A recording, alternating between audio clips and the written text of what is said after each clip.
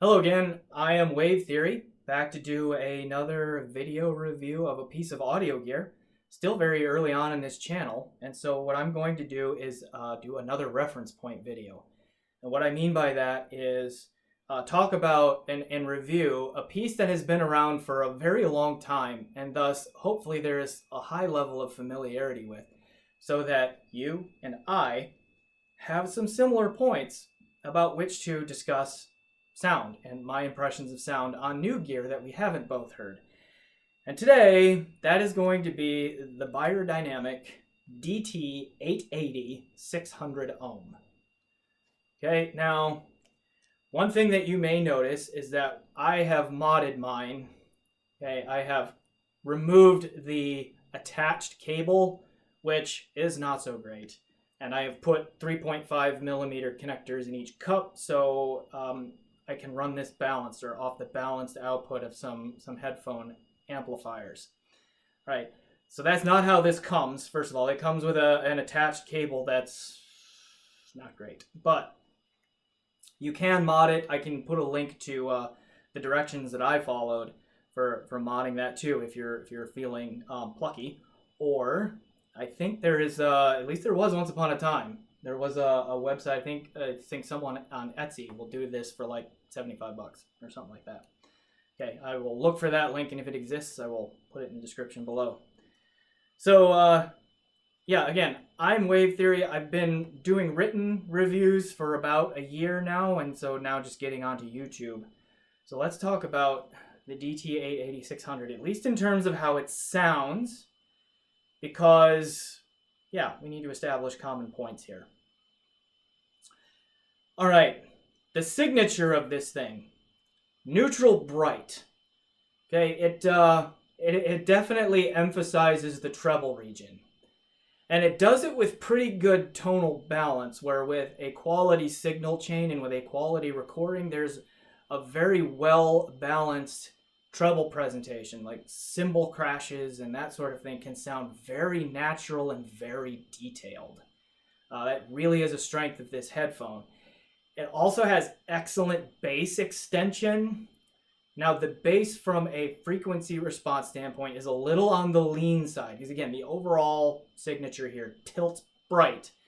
The bass is very extended. It has some pretty good punch and pop to it, but it's also lean. Now, interestingly, the drivers in here are capable of much more bass output. Like I used the bass boost on an iFi Zen DAC, run through my shit Asgard 3 amplifier, and then powered this with that. And these will handle that bass boost easily. No extra rattles or booms, all that. The bass is still nice and tight, but it can kind of turn these into V-shaped headphones if you want to run a bass boost like that. Like, they will handle it within reason. I mean, a 3 dB boost, sure. A 10 dB boost, probably not. Okay. Yeah, the mid-range on this, also pretty good. Sounds pretty good timbre, very natural timbre. It is more forgiving of source equipment in the mid-range than another common model, the HD6XX from Massdrop Sennheiser.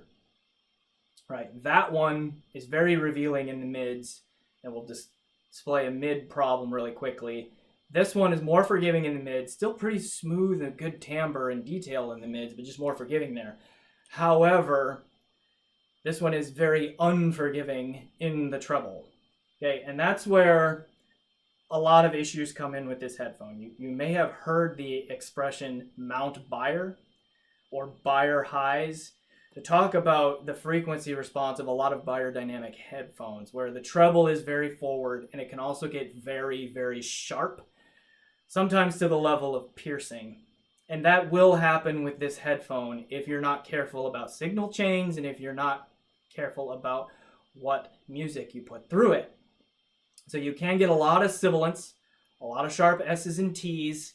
You can get a lot of glare in there, all that. Now, so good signal chains for this then. How do you avoid the glare and all of that?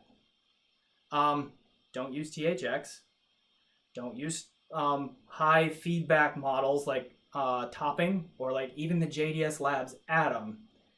The amplifier architecture in those pieces, like for whatever reason, they don't control treble very well, and they sometimes emphasize the treble, and this will get sharp and sibilant as all get out on those amplifiers. DACs matter too here. I have reviewed the Topping D50S with the A50S amp stack in the past. This sharp and sibilant on that big time. I have reviewed, let's see. No, I didn't do a written review, but I can do a video review of the Shit Modius, and I have a written review of the Shit Magnius amp and DAC stack too. And that one, the combination of those two was a lot less sharp, a lot less sibilant. Now I crossed them up too. So like I put the Topping D50S into the Magnius, and then I put the Shit Modius into the Topping A50S amp, cross them up like that. And just moving to the Modius to the A50S amp, these get less sibilant. Just moving from the D50S to the Magnius, these get less sibilant. Put it on the Shit stack, it's less sibilant overall even more. Put it on the Topping stack, and it's even more so. So like the DAC matters in terms of how sharp this one will get as well. Okay. By the way, the Shit Asgard 3 does a pretty darn good job of controlling the treble on this. So that's probably where I would start in terms of getting an amp for this headphone too. Come back to that in just one moment, because another standout sonic feature of this guy is like at its price point, and it sells for about $200 now, I think. It is class leading in its spatial presentation. Sound staging, imaging, separation, excellent on this headphone. That is an aspect of its performance where I think it scales up really well and competes with headphones that are much more expensive than it is. Okay, really class leading in that regard. They make excellent gaming headphones, by the way, for that reason. If you're into competitive FPS and all of that, like pinpoint imaging with this guy, big soundstage. And the lean bass actually helps out a little bit because it does, like, the driver is less busy giving the rumble, and you can focus on the positional aspects of it a bit more. Okay. Yeah. So this headphone has a similar issue to it that I talked about with my HD 6XX review. It's priced at $200 or less when it goes on sale. This model is the 600 ohm model, which means you need a lot of power for it. A difference here is like, instead of being less present in the treble with an underpowered amp, like the HD 6XX was, this just gets sharp and piercing. Okay, and yeah, like really sharp, really piercing. The treble can be wonderful when it's controlled. Like, you're not going to find better treble at $200 if it's well controlled, but it's a double-edged sword on that. The Shit Asgard 3, I think I mentioned this a moment ago, is kind of where you can start to get control of that treble the best. This also responds well to OTL tube amps, provided they have the power for it. This maxed out my dark voice and made it clip. Before clipping, it sounds really good. Dark voice elevates the bass just a tad bit, sweetens the treble just a little bit. It's still sloppy sounding because the dark voice is a sloppy sounding amp, but it's the frequency response becomes a little bit more fun, a little bit more full on that. Bottlehead crack, that sounds really good on. Okay, my Cayenne or Cayenne, again, put it in the comments whether it's Cayenne or Cayenne. Someone from Cayenne/Cayenne ever hears that? Tell me how to pronounce that, because I'm going Beyerdynamic on this instead of Beyerdynamic, because I've heard people who work for Beyer say Beyer. Okay. Anyway, so Cayenne, please do that for me. So again, like the 6XX, the $200 price point is a little bit misleading. You're saying, oh, $200. A starting audiophile might think, oh, that's great. And then they get it and they put it on one of the high feedback models out there in the entry level. Like I tried it on a JDS Labs Atom. And boy, it was just sharp and shrill. And it just didn't sound very good in the treble. It's like, what have I gotten myself into? Then the Dark Voice came along, and even though you couldn't like really push it super loud, you could start to get it a little bit. And then is when I got the Asgard 3 and plugged this in. I was like, oh, okay. And then started climbing even higher. Like had a stack of the Shit Bifrost 2 DAC into a monolith liquid platinum hybrid tube amp. Okay, using the balanced mod, and that sounded amazing. Excellent spatial aspects. Rarely ever got sharp in the treble. Great sound staging, great imaging, that sort of thing. So yeah, is this a budget headphone?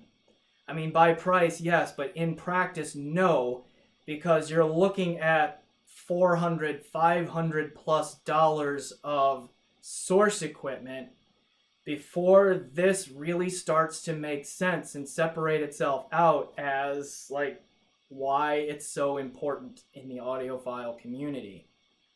Okay. Now, some of those amps that I mentioned, they are powerful. They aren't nuclear reactors. So, like, it's 600 ohms. It does take some juice, but it's not crazy in that regard.